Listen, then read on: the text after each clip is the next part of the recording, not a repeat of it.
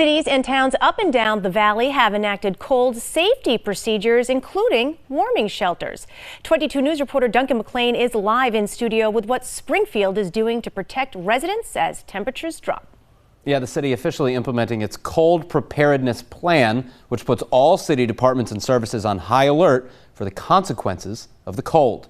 Springfield Mayor Dominic Sarno told me today the cold weather protocol automatically triggers when temperatures drop below 20 degrees.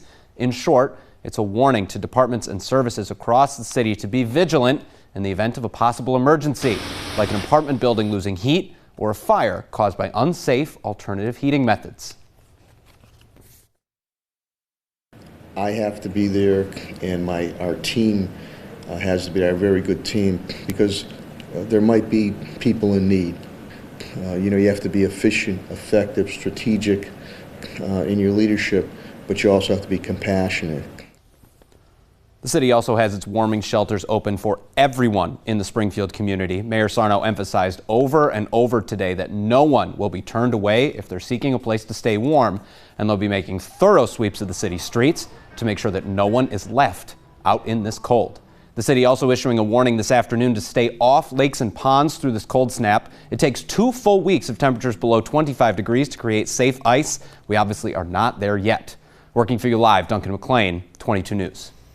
Off the streets and into the shelters, that's the rallying cry for the agencies that look out for the greater Springfield's homeless population. And as we approach this bitterly cold night, it's obviously necessary.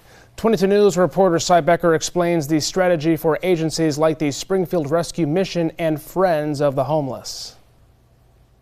Both of those agencies will do everything humanly possible to find a bed or a cot to fill their shelters on Worthington and Taylor Streets. 22 News checked in with the Rescue Mission's Executive Director Kevin Ramsdell, who told us no one will be turned away from their Taylor Street shelter, even though they could only find room for several dozen homeless men. Well, believe it or not, we've been preparing for the last 3 or 4 days. We had a number of blankets that came in along with sleeping bags and things of that nature. So we've already transported those over to our emergency shelter over at 148 Taylor Street. Earlier this afternoon, the first of the homeless began arriving at the Rescue Mission's Taylor Street shelter, which Miguel Cabrera administers. His big concern is coaxing those of the homeless who traditionally avoid spending the night at these shelters. And this situation is when we see people that don't often come to the shelter.